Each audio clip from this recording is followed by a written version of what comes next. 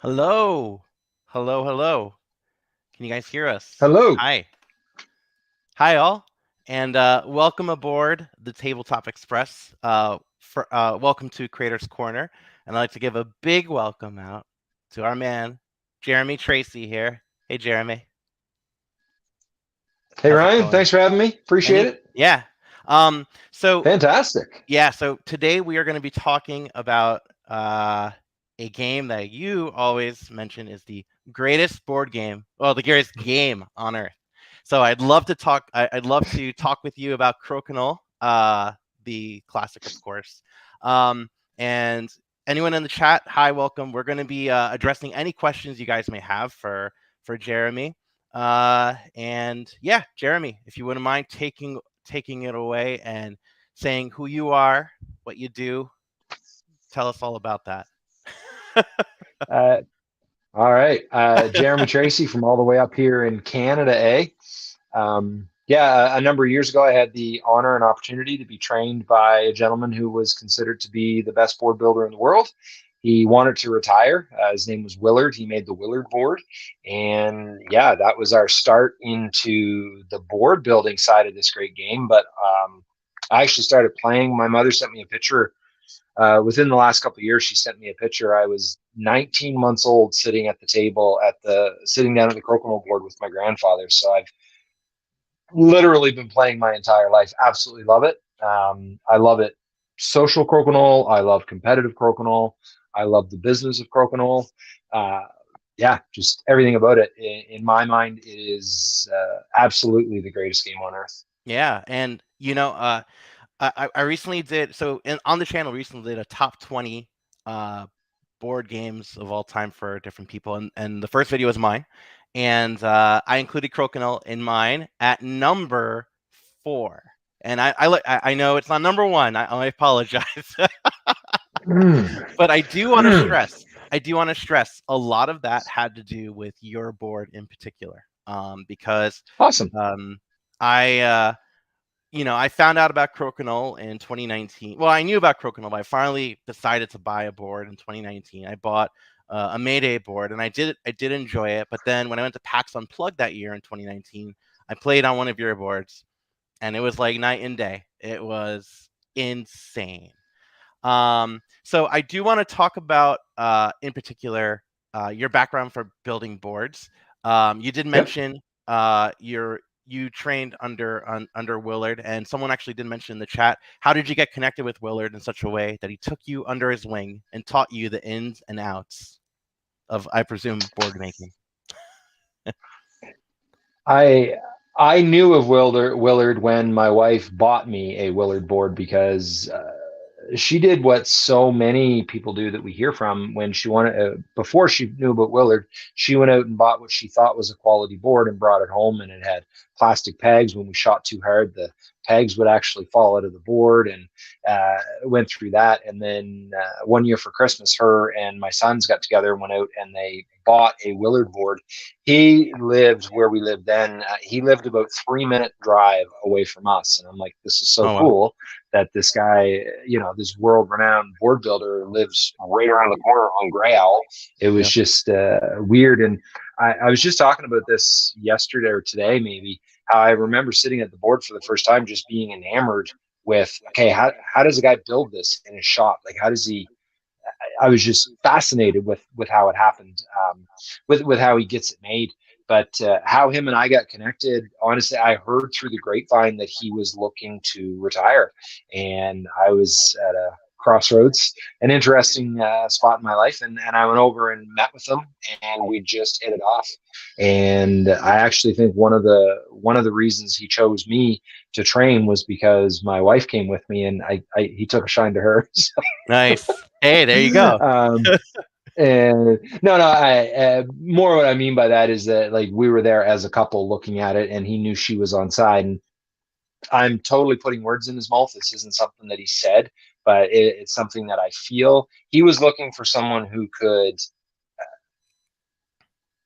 do the craftsmanship of it, but I Mhm. also feel like he wanted someone who was going to step in and continue the customer service at the level that he did. It was really important to him that two things continued. One was the quality of the boards, that legacy went forward, and he really wanted somebody who was going to come in and treat people right. And that's something that it's something I would do anyway, but I would say there's a very positive pressure that we are carrying on the Willard tradition. One of the nicest guys you'll ever meet. We're so grateful for everything that he's provided us, and yeah, I still visit him quite often. Oh, that's awesome. And yeah. So you clearly knew about Crokinole for a very long time, I'm assuming, before you Yep. even approached Willard. So why don't you tell us a little bit about the first time you remember playing Crokinole? Tell us your Crokinole history. Go ahead. Walk us down. I'm laughing because I remember I played as a kid, Yeah. but then you kind of forget about it for a couple of years, and there wasn't. I grew up in Nova Scotia, and there wasn't that many people around there that played Crokinole. But in my early 20s, I made good friends with a guy I played hockey with.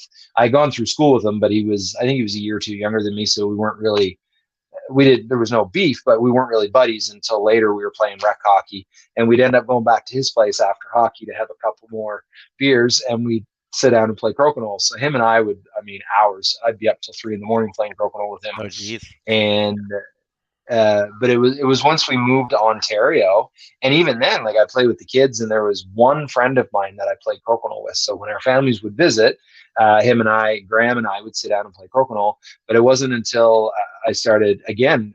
So many great connections come from hockey. But I was playing pickup hockey, and Roy Campbell. Anybody who follows competitive Crokinole will know Roy Campbell, and that's where I met him.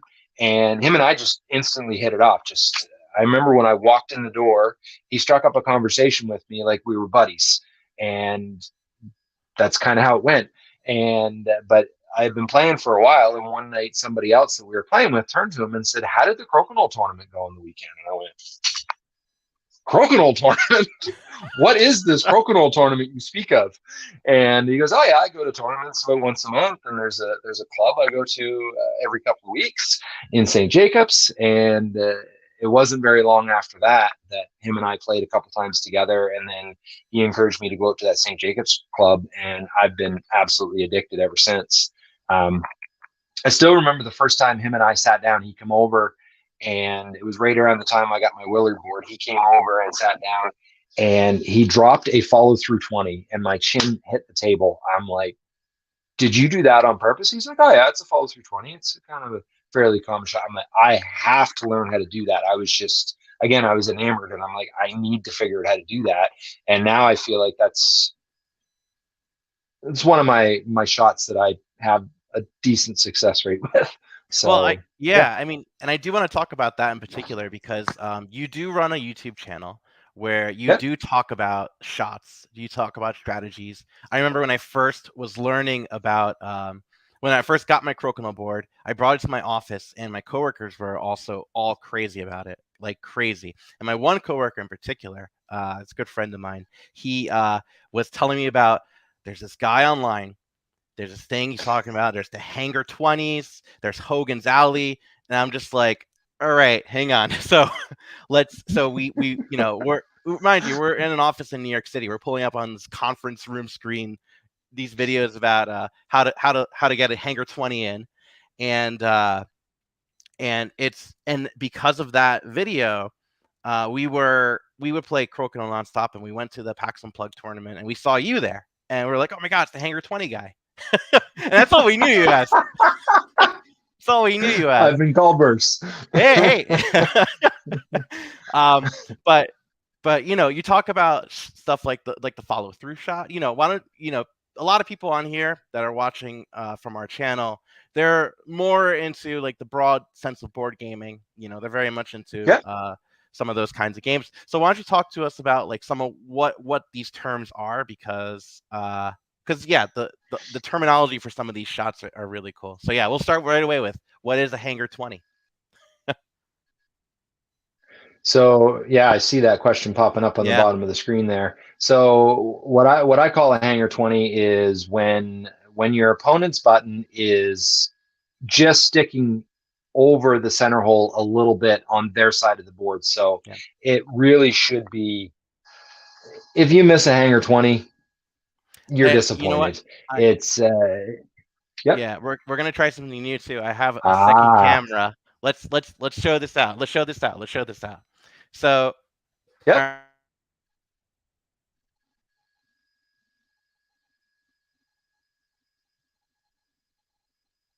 Oh, I lost your sound. I can't hear you.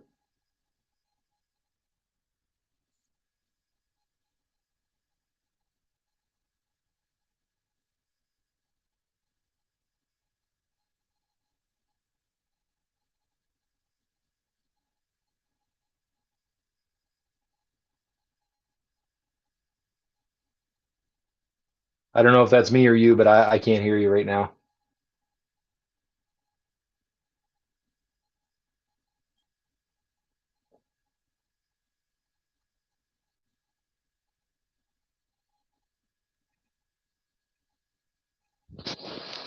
Okay, be back.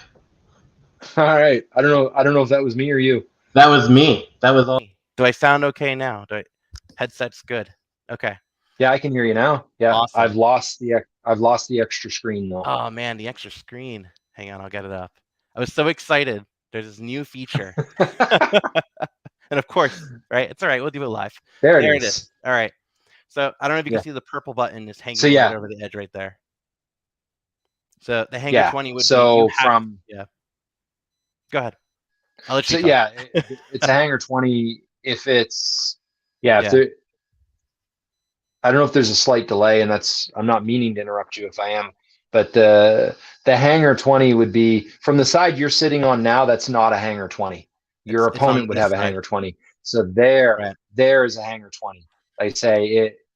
And then I would just have to flick it. You're putting yourself on the spot here, because I've already said if you miss this shot, you got to be disappointed. I'm going to be disappointed if you miss this shot. I missed that shot. See, there you go. That's why you need to practice your hanger 20s. I was doing it great before. The follow through shot. So how does that work? The follow through shot would be a lot like the first setup you had, where the button is on your side of anything where the button is on your side of the 20 hole. Yeah. So you have to hit that button hard enough that the button flies off, and your shooter has enough momentum that even though it hits the opponent's button, it continues forward, ideally to land in that 20 hole. Got it. Okay. So can't perform under pressure, but that's all right. That it is a lot of pressure being on the YouTube. Oh yeah, totally live. There's a reason I don't teach those things live.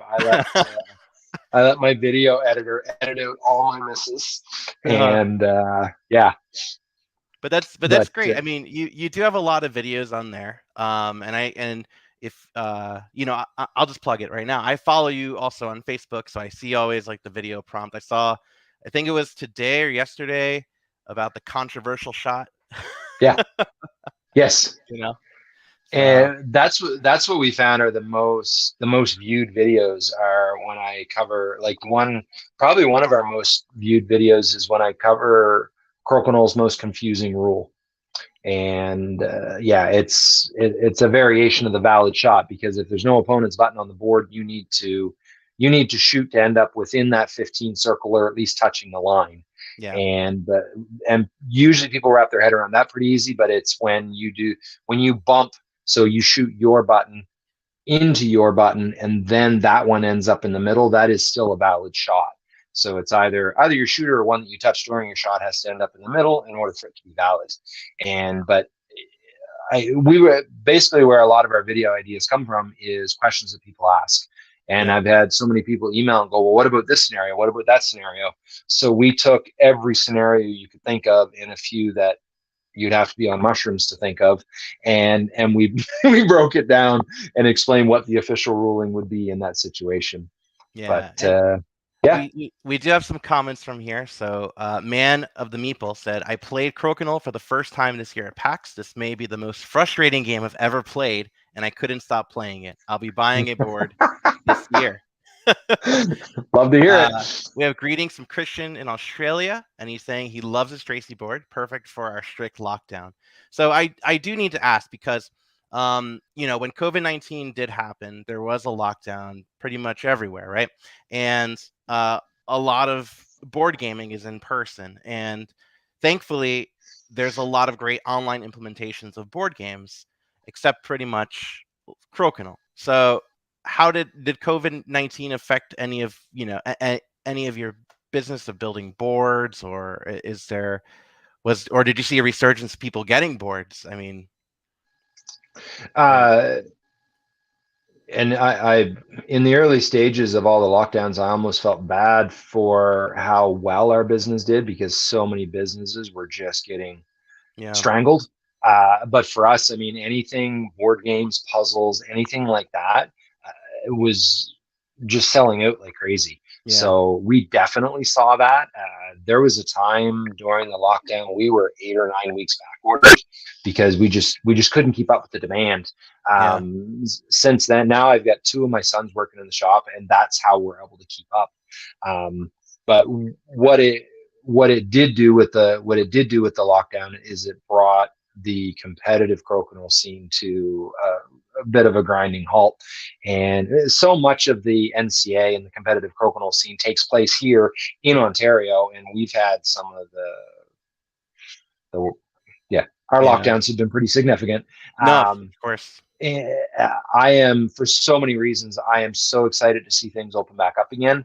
I mean, this game is about community, and I am so pumped for people to be able to get together again. And when I first started doing this, and I would get emails from people that would be like, "Oh, you did such a great job. You do beautiful craftsmanship." It just filled me up with pride, and I felt so good about that. And I mean, now when I get those emails or messages from people, it still feels good.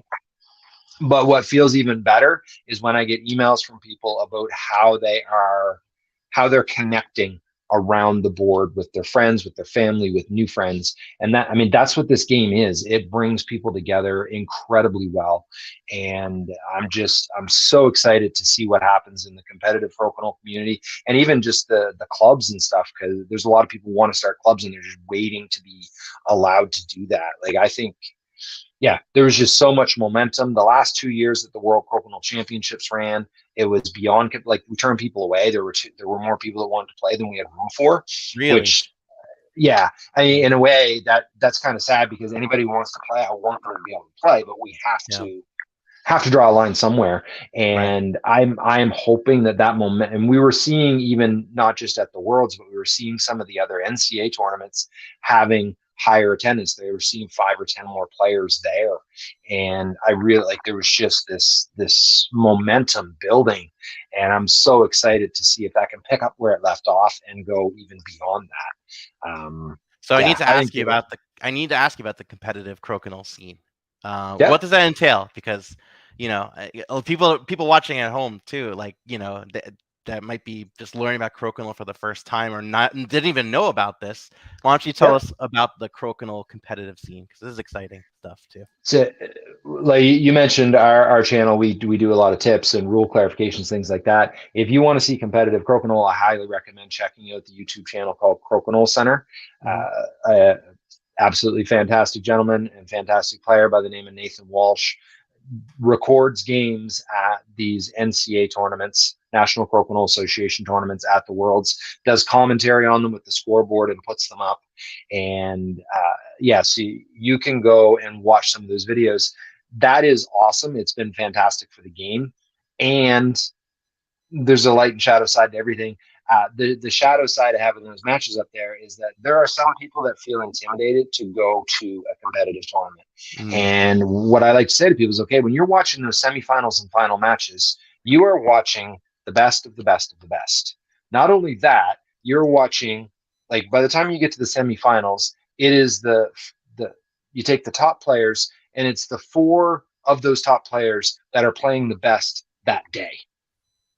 So that's what people are going, and they see Justin Slater sit down and drop 7 or 8 20s out of 8 shots, and they're like, I got no business going to that tournament. Well, there's lots of people there that aren't at that level, that are at the Worlds. There's a recreational division.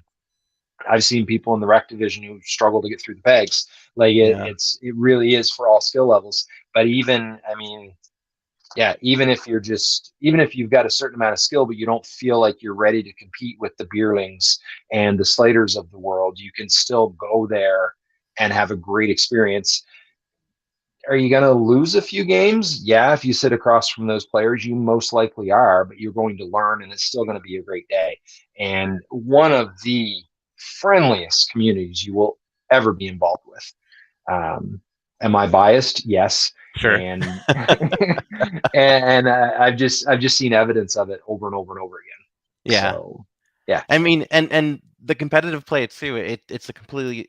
I mean, because the basic rules of Crokinole. So it's the first player to 100 wins, but that changes for the competitive play, right? There's the tournament style play with it used 12 buttons versus 8 buttons, and so I mean, someone did ask too if you prefer the casual play or do you prefer some of the competitive tournament rules? I absolutely prefer the tournament rules. Like as far as the NCA scoring compared to the traditional scoring, I prefer that for a few reasons. And at the same time, I always say, like, if I come to your house and you've got some weird house rule, cool. I'll play by whatever your host rules are. And that's something I try to reiterate whenever we do a rules video, is like 100% on side with host rules. But when we play here, like when my sons and I play, because they play at a very high level, we play by NCA rules. And that's just, we just want our play practice time to be like it's going to be when we compete. And I also enjoy more casual play. Like even when I have friends over that are high level players, the caliber of play, the shots, the strategy isn't quite as intense. It's more casual. Maybe we're having a beer, we're chatting, we're talking through shots and stuff. So we don't play quite as well. I really enjoy that. Yeah, to get together with 3 other high level players and play doubles for an evening, I love that. Nice. Even if Yeah, we used to do a lot of doubles at my office. I miss that. Yeah. You know, now we work remote, so right. my whole Crokinole team is gone. Unacceptable. You know? I know. Well, I have a 3-year-old, and he's getting into it. He prefers stacking the buttons, but you know. Okay. Well, you gotta start somewhere. You know. Yeah. He actually asked me like at 7 o'clock if we could play today. So I'm like, all right, okay, let's do it. I'm gonna go on soon, so let's do it. Today's a good day to ask. Yeah, every day is a good day to ask. Yeah, but, that's one of the other great things about the game is the age range that it can attract. We go visit family friends of ours, and they've got a daughter who's, I believe, 13 now. But I mean, I sit down and play against her now and quite enjoy it. But that was true 3 years ago when she was 10. Does she give me a run for my money? Not really, but she shoots well enough that I have to pay attention. Right. Yeah. But, and I mean, you look at Justin Slater was the youngest guy to ever win the World Crokinole Championships.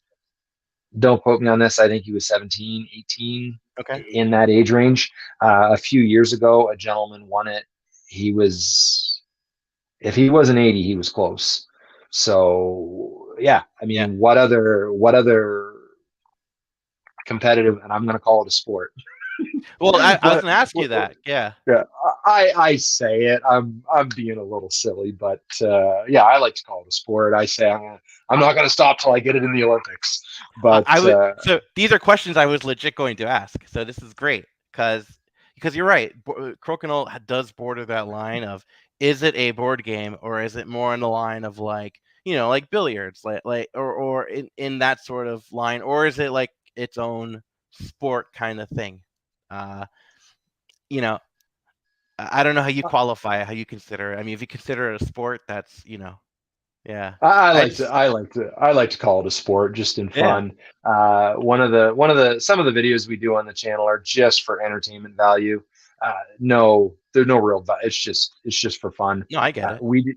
we did one that was if Crokinole athletes interviewed like hockey players. So I had my guy that helps me with the videos, Mackenzie. He brings in a suit to work, so he's the interviewer talking to me after each tournament, and I'm talking about why I lost, and just tried to make it like the cliche hockey statements that I got to get puck deep, pucks deep, get back to winning some Crokinole, but just kind of a joke that we're athletes, doing our off season training program, and yeah. Someone did ask too about how much does a high quality board versus an entry level board affect play and your ability to become a better player? So because Crokinole, there's different ranges and prices, Yep. So how much does that affect play on a I guess a more affordable board versus like the Tracey board or there's all sorts of other boards out there. I'm not really sure how to answer that question. I'm not sure you can find someone more biased than me. Yeah, it's true. To ask. I mean,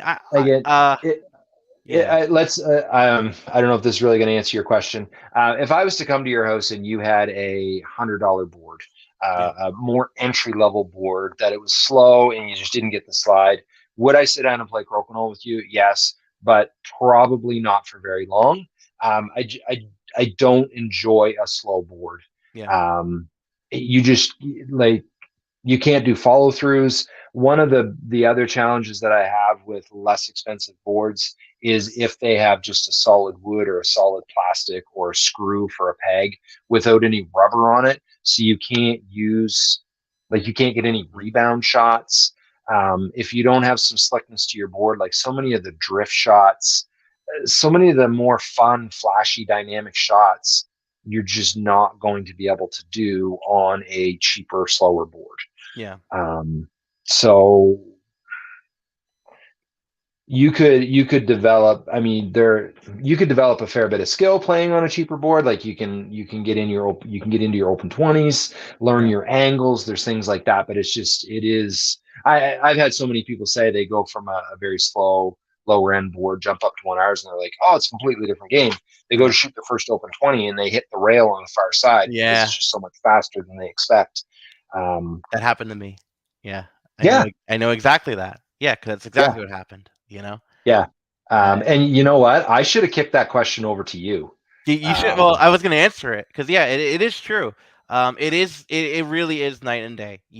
It's insane how much of the what was it called, like the destruction shots where it comes off and where it ricochets off the back and comes back in and does damage to the other. Oh, okay, damage shots, damage shots. You don't necessarily see that, and the bumpers absolutely are crucial because like the one I had before, it's like kind of like I guess battleship pegs, kind of holding it, and it's a huge difference, huge difference. And like I did mention too, if I didn't play on your board, I don't think Crokinole would have been in my top 20 for sure. Okay, you play on a high quality board, it's a very different kind of game. And granted, the prices. So let's talk about like some of the material of your boards because when I opened my board when I got it here, the whole house smelled like maple. So I want to. It was great. It was great. So talk about the process of making it. the base of the board is made of particle board, and sometimes people will ask like, why isn't that like a hardwood? The particle board is way less prone to warping. It's just and cost of material also factors in there as well. The playing surface is an MDF plywood with a maple veneer, and again, people will say, well, why isn't the whole top maple? And I said, like, do you want to pay $3,000 for your board? Because when it was, it's just a thin veneer, and if it was pure maple all the way through, it would cost a lot more, and I'm not convinced it would be a better product. The rail is the same thing. It's a plywood with a maple veneer face on it, and And yeah, how long do they take from start to end? How long does a crokinole board take to make? that is the question that I get asked a lot, and Yeah. I never answer it very well. Okay. We do everything in batches. Mhm. So like we'll put the rail on 10 boards at a time. And then, once there's a bunch of them built up, then the boys do the sanding at that stage. We do tops in big batches. And the other thing that makes it hard to answer is I set up a jig for cutting the rubber sleeves for the Okay. pegs. And my wife, a date night for us is she sits there with the jig and she cuts the rubber pegs, and I put the screws in the rubber. Nice. And no, we don't hold hands because then we wouldn't be able to get any work done. No, that's all right. But do we count that time into what it takes to build a board? And the number of hours she spends sorting and bagging buttons, that goes in. Do we factor that in as well? But if you look at just building the board, we've probably got it down to a couple hours a board. Yeah. Yeah, and that is something that we've worked at out of necessity, is figuring out how to improve our systems. When we started, like, I basically just did it exactly what Willard told me to do for the long. Like, I'm like, I want to learn his system from A to Z, get it mastered. Got his help a number of times when things weren't going quite right, and really mastered that. And then once I had that down pat, I'm like, okay, now let's start working at little tweaks and improvements that we can do. But everything we looked to do had to either maintain or improve the quality of the board, or else we wouldn't even consider it. There's been a number of things we tested that didn't work, but that's like the quality is that's what our business is built on, is the quality of those boards. So, but there are things that we have done that we have tweaked and adjusted that save, a few minutes here, a few minutes there, and it adds up, or else we'd be back orders. Nice. So, yeah. When did you start going into business? Let's say March 2018. Okay. Yeah. And so many things timed out just amazingly, because it would have been June 28th, 2019 at 3 p.m. was when the Shut Up and Sit Down I was just going to bring that up too. Yeah. Review came out. I will remember that day forever. Elaine and I, it was actually our 20th anniversary, and we drove down into New York and went to Letchworth State Park. And we were driving back, and it had actually been a couple of fairly quiet days of orders. I'm like, what's going on? Like, is this what the whole summer is going to be like? And we stopped at the mall in Buffalo, and I opened my phone and looked at my email, and I'm like, there's been 3 board orders in the past hour. That's weird. And my wife's like, oh, you know how it goes. I mean, there's little spikes, there's little blips here and there. I'm like, I know, but that 3 in an hour, that seems so weird right now. And then we walked around the mall for a little while. We sat down for supper and opened up my phone, and I'm like, there's been 4 more orders while we walk. That's 7 orders in less than. Something's up. I don't know what's up, but something's up. So we didn't get home till like 11 or 12 that night, and I hop on my computer and I'm scouring around like, what is going on? And that's when I figured out this video had come out, and we got so many orders in just that few days after the video came out. I was completely overwhelmed. I hardly slept that weekend. Yeah. And but it forced us to adjust and grow and learn how to improve our systems. And I was pretty much doing it myself at that point. Elaine ended up jumping in because she was seeing me have a meltdown trying to organize these orders and handle everything. And then slowly my one son come on, and then another son come on. But I say the timing worked out so well, because I feel like if that had happened any sooner, I may not have been able to handle it. Like if that had come out the previous June while I was still trying to figure things out, and it would have been kind of nutty. It already was nutty, but even. I mean, I'll speak from my own experience. That's what got me to really look into getting into crokinole, because I would always see it on the Board Game Geek Top 100, Yeah. And I was like, whatever. And watching that video, I'm like, this game is for me. I need to get this game. So that's when I did get the one board. Then that same year was when I went to PAX Unplugged for the big tournament. And I think at that tournament, it was 80 people that were registered for that tournament. And I don't know how the 2021 went, but I'm sure it was probably just as packed, or I don't know if it was as big because of attendance. But See, we went to PAX Unplugged at the end of 2019. yeah, And then we went to PAX East in early 2020. yeah, And I don't know if either of those events ran the next year, but yeah. we went to Philadelphia and then to Boston, and we haven't been back since. And those conventions are heaven for me. Like if Yeah. I could do one of those every other weekend, I would say every weekend, but I need time to recover. Sure. I mean, that, like, to spend 3 or 4 days just watching people love the game and teaching one person after another how to play destroyed my voice. Yeah. But I mean, yeah, I was on cloud nine for days after that. You just, so Yeah. much fun. Yeah, it was surreal. It was really Yeah. cool. And Yeah. we got the board right after then too. It was just well, not that one. My coworker got one, and then we had that in the office, and we're like, yeah, this is how we're doing it. And then of course, it was 2020, and so his board is back at his apartment. But yeah, for anyone that is watching that hasn't played Crokinole yet, definitely seek out, if you're at a convention, a Crokinole board. I'm sure now too, especially as board game conventions are starting up again too. I'm sure there's gonna be a resurgence in, getting back to in-person play and trying things out. If I can throw out a shameless plug, Do it. we created a map on our website called the Crokinole Connections map. Yeah. And everyone who's on there asked to be added to it. We've got another map on our testimonials page, and there's just a pin in every town that we have shipped a board to. I will happily share that right now. Yeah.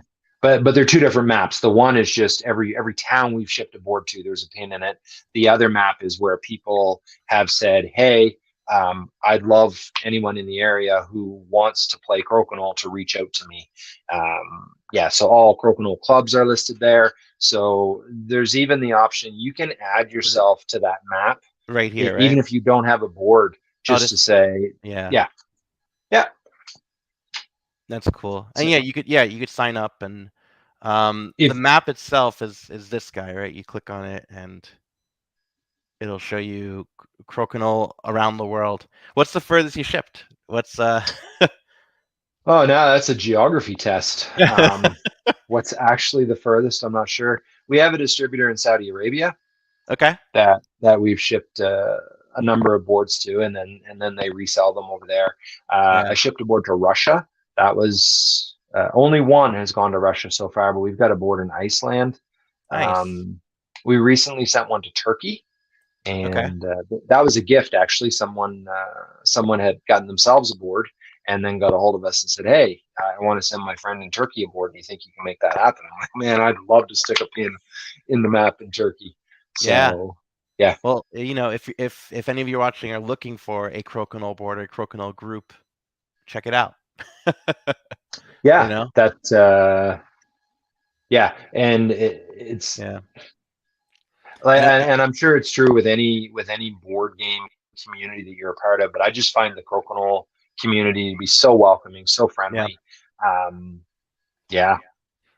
do have to highlight one group in particular. I believe that's them right there. That's Extra Pint. Yeah. I do have to highlight them because I've been wanting to visit them for a little bit, for sure. And then 2020 happened. They seem they seem really nice. They were the closest at the time to me. And I believe now there's a group in Philadelphia, the Crokinole Society of Philadelphia, I think is now the closest to me. So, looks like there's one in New York now. The Brooklyn Crokinole Club is now the closest one to me. There you go. There you go. Yeah, reach out to them. Mark is a great guy, loves the game, and I think they're really starting to build some momentum in that club. Nice. So, Yeah. One of the things we're working on right now, working on getting the pieces in place, is that we want to do more to support clubs and tournaments to get off the ground. Okay. So yeah, if anybody out there has a club that they're getting up and running, yeah, we have some ideas in place that can help clubs grow faster and easier. Cool. So yeah, that's a work in progress, but that's definitely one of the things we want to do. Is just really give back to a community that has supported our business so much, and the more it grows, the better it is for everyone. I look forward to the day when I can travel all over, visiting clubs and going to tournaments. And yeah. Yeah. I mean, I honestly, I feel like it is spreading for sure. I mean, Yeah. You said it yourself, Crokinole is such, I'm paraphrasing, but it's such an approachable game.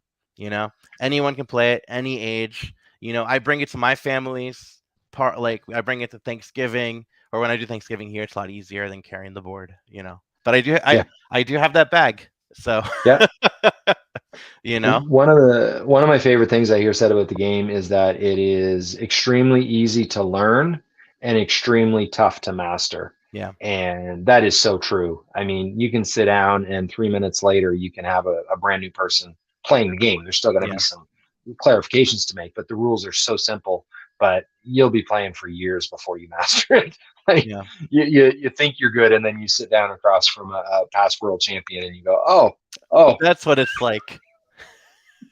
Yep. No, I get it. Yeah. No, I get it for sure.